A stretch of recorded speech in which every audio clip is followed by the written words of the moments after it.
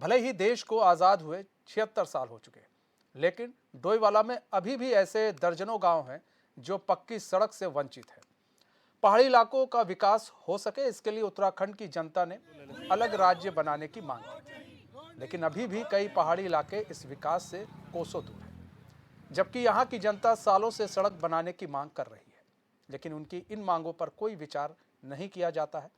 अपनी इन समस्याओं को लेकर सनगांव के ग्रामीण डोईवाला तहसील पहुंचे, जहां उन्होंने उप जिला अधिकारी को ज्ञापन सौंपकर चुनाव बहिष्कार की बात कही।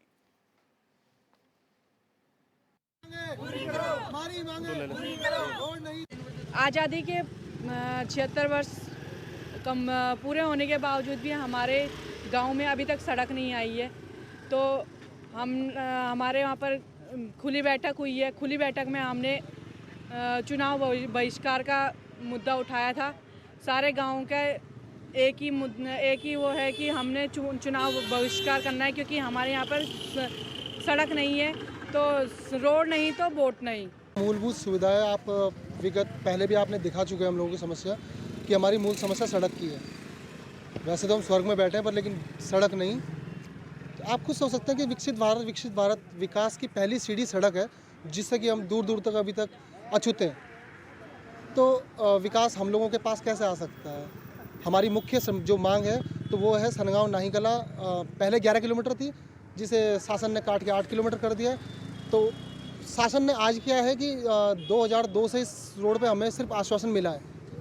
पहले 27 किलोमीटर सर्वे हुआ था, सनगांव से सीधा सतियों मिलाने के लिए बोला गया था, पर वो भी 5 किलोमीटर धरातल पे आई थी। उसके बाद से आज तक 2007 में कटिंग हुई थी तो 5 किलोमीटर, तब से लेके आज तक सिर्फ उसमें सर्वे ही चलते रहे। 2014 में संबंध में कई बार हमने सरकार से, संबंधित अधिकारियों से अनुरोध किया है, लेकिन हमको आज तक मूलभूत सुविधाओं से वंचित रखा गया, जिस कारण से हम समस्त ग्रामवासियों ने ये तय किया कि जब तक हमारी मांग पूरी नहीं होती, विशेष करके मांग हमारी है मार्ग की, जब तक मार्ग को कार्य रूप नहीं दिया जाता तब तक हम चाहे लोकसभा हो चाहे विधानसभा हो चुनाव का बहिष्कार करें।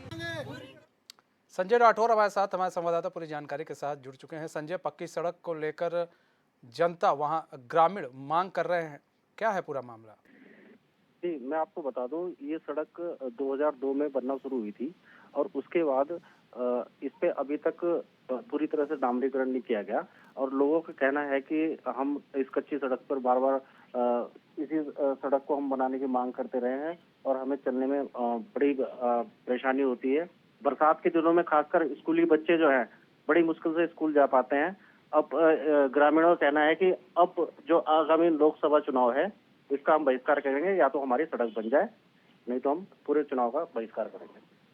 संजय, एक चीज़ भी है, आप देखिए यहाँ पर बार बार मुख्यमंत्री के द्वारा कहा जा रहा है कि हमने गांव-गांव तक सड़कें पहुंचा दी हैं, लेकिन उन सड़कों के जो खस्ता हाल है, क्या उसको लेकर कभी चर्चा हुई है? क्या कभी ग्रामीणों से बात करने की कोई कोशिश करता है जनप्रतिनिधि? कभी बात किया है जनप्रतिनिधि ने इन लोगों से?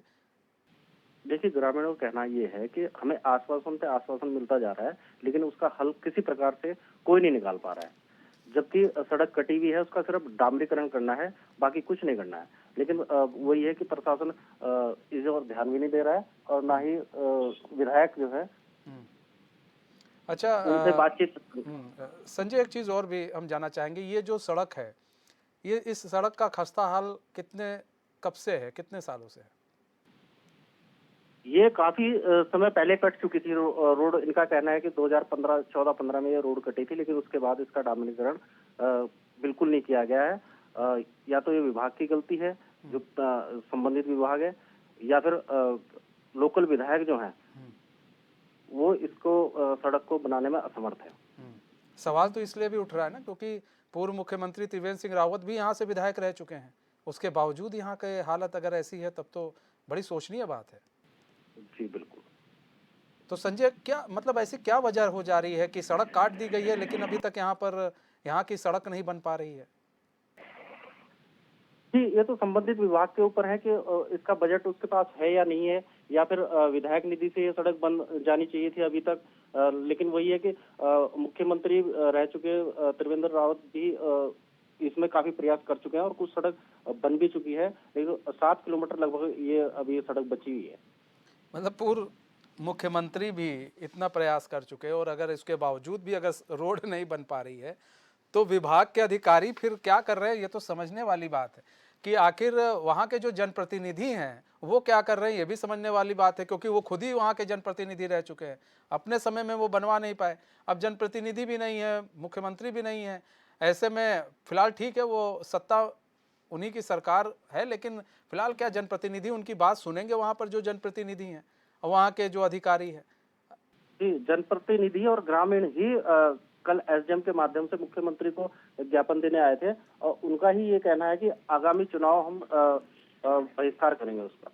नहीं तो अगर बहिष्कार भी कर देंगे तो इनको लग रहा है कि लोकसभा चुनाव का बहिष्कार करने से सड़कें बन जाएंगी। जी बिल्कुल, ग्रामीण का तो यही कहना है कि हमारी ओर कोई ना कोई तो ध्यान देगा ही। अच्छा संजय, एक चीज़ और भी है, हम ये समझना चाहेंगे कि ठीक है कोई ना कोई तो ध्यान देगा, अधिकारियों का क्या कुछ कहना है इस मामले में? देखिए, संबंधित विभाग अधिकारी वहां तक नहीं पहुंच पा रहा है, जबकि ये सड़क 8 किलोमीटर शायद बन चुकी है और 7 किलोमीटर ये अभी बाकी है। अब संबंधित विभाग इस ओर बिल्कुल भी ध्यान नहीं दे पा रहा है, या तो बजट का रोना रो रहे होंगे या फिर इस ओर बिल्कुल भी ध्यान नहीं। आप कह रहे हैं कि 7 किलोमीटर अभी बाकी है, 8 किलोमीटर बन चुका है, तो ये जो बन चुकी हो तो ठीक, लेकिन जो नहीं बनी है वो किसके भरोसे छोड़ दिया गया है संजय? लगता संजय से हमारा संपर्क टूट गया है।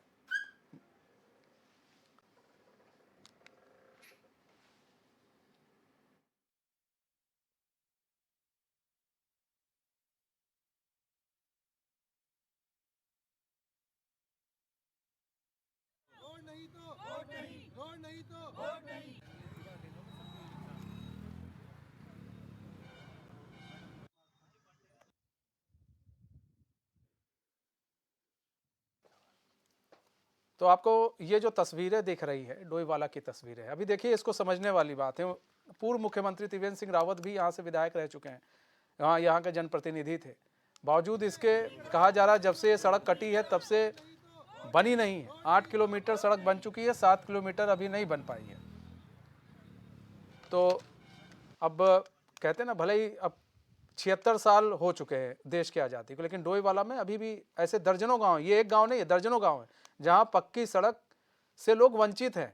और इस तस्वीर को देखकर समझना चाहिए अधिकारियों को और जनप्रतिनिधियों को कि भाई आप ग्रामीणों के लिए आपको चुना जाता है तो कम से कम ग्रामीणों के लिए काम करें।